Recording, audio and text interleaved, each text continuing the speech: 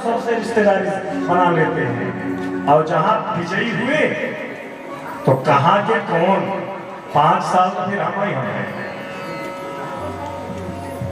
अब बेचारे देवता दौड़े दौड़े राक्षसों के पास गए। राक्षसों को दूर से हाथ जोड़ के देवता बोले, भैया जी राम राम। दैत्य सोचने लगे कि ये देवताओं को क्या हो गया, आज उल्टी गंगा बह रही है, ये हमारे जन्म के दुश्मन और आज आए हैं यहाँ नमस्कार करने। देवता पहुंचे तो दैत्य भी बेचारे आदर सम्मान से बैठाए। बलि ने कहा इंद्र से, बताइए कैसे आगमन हुआ। इंद्र ने कहा बलि से, भैया एक बात बताओ, हम देवता और दैत्य आखिर में भाई भाई है ना, पिता एक ही है, कश्यप के बेटा है। अरे माताएं अलग अलग हैं पर भाई भाई तो है ना। दैत्य बोले, देखो ये कोई नई बात नहीं है, काम की बात करो। देवता बोले, काम की बात ये है कि हम समुद्र मंथन करने चाह रहे हैं, तो हम चाहते हैं तुम लोग हमारी मदद करो। दैत्य बोले, हम क्यों करें, हमें क्या लाभ है। देवता बोले, उसमें बराबर हिस्सा तुम्हें मिलेगा। तो बराबर हिस्सा के प्रलोभन से दैत्य भी साथ में चल दिए। बासुकी नाग को रस्सी बनाए, मंद्राचल पर्वत को मथानी बनाए, समुद्र मंथन प्रारंभ हुआ। उसमें सबसे पहले हलाहल विष निकलता है। उस विष को भगवान शंकर जी ग्रहण करके अपने गले में धारण कर लेते हैं, तो भगवान शंकर जी नीलकंठ के नाम से विख्यात हो गए। बोले शंकर भगवान की। पूरा समुद्र मंथन होता है।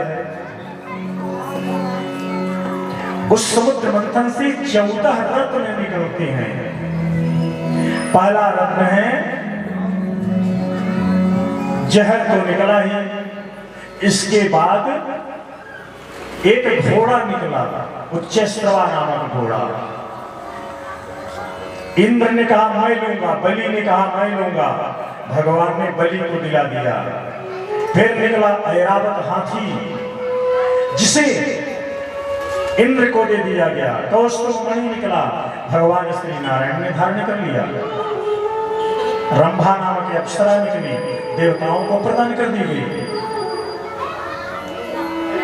शंख निकला, कल्प वृक्ष निकला, कामधेनु गौ निकली, चंद्रमा निकलते हैं। अंत में उसी समुद्र से साक्षात लक्ष्मी महारानी भी प्रकट हो जाती हैं। बोलिए लक्ष्मी मैया की। अब लक्ष्मी जी को पाने के लिए सभी कामना करते हैं। लक्ष्मी के लिए एक तरफ दैत्य भी लाइन लगाए हैं, एक तरफ देवता, एक तरफ महात्मा, सब चाहते हैं कि हमें लक्ष्मी मिल जाए। लेकिन लक्ष्मी उसी को स्वीकार करती हैं जो लक्ष्मी के योग्य होगा। जिनके घर में साफ सफाई कम रहती है, जिनके घर में लोग बिना नहाए भोजन करते हैं, जिनके घर में वस्त्र महीनों में कहीं साफ करते हैं, जो शुद्धता से दूरी बना के रखते हैं, ऐसे लोगों के यहाँ लक्ष्मी नहीं रहती है। लक्ष्मी रहती है जिसके घर में रोजाना सुबह शाम भगवान की सेवा होती हो। लक्ष्मी को चाहना है और कुछ करने की जरूरत नहीं है। प्रातः स्नान है, दीपक जलाना शुरू कर दो, और सायंकाल ये लगातार करते रहो जब तक लक्ष्मी चाहिए। तुम्हारे घर में भंडार भरा रहेगा। जिनके घर में कहते हैं कमाई आती है धन नहीं टिकता है, ये उपाय करना शुरू कर दो, कर देखो चमत्कार ही चमत्कार होगा। लक्ष्मी की कृपा अपने आप होगी। बोलो राधे राधे। लक्ष्मी ने भगवान श्री नारायण को वर्ण किया। इसके बाद पुनः समुद्र मंथन हुआ, जो कि भगवान धन्वंतरी ने अमृत का कलश लेकर प्रकट हुए।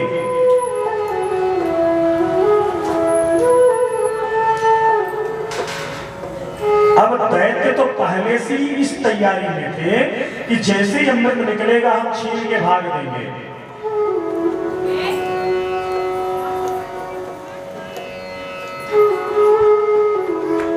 ऐसा ही किया दैत्यों ने, अमृत का कलश छीन कर भाग दिए। लेकिन आपस में ही झगड़ने लगे, पहले मैं पीऊंगा, पहले मैं पीऊंगा। ये राक्षसी प्रवृत्ति ही है। अब बेचारे देवताओं का मोहनी लट गया, अब बेचारे करें क्या? भगवान को फिर याद किए। अब की बार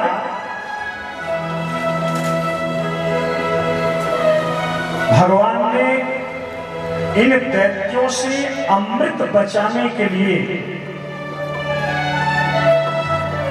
मोहिनी का रूप धारण करके आते हैं।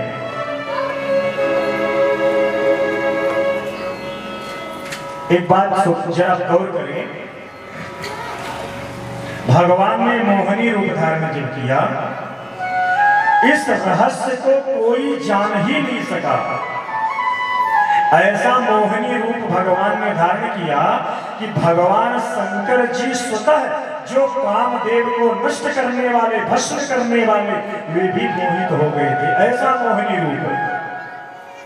और दैत्यों ने जब देखा तो दैत्य तो देखकर पागल हो गए, दीवाने हो गए। आपस में कहने लगे, ये भैया, ये देवी जी को देखो, ऐसी तो मैंने कभी देखा ही नहीं है। अब बेचारे दैत्य दौड़े दौड़े वो देवी जी के सामने पहुंचे और कुछ बोल नहीं पा रहे हैं और देखकर पागल हो गए और कहते हैं,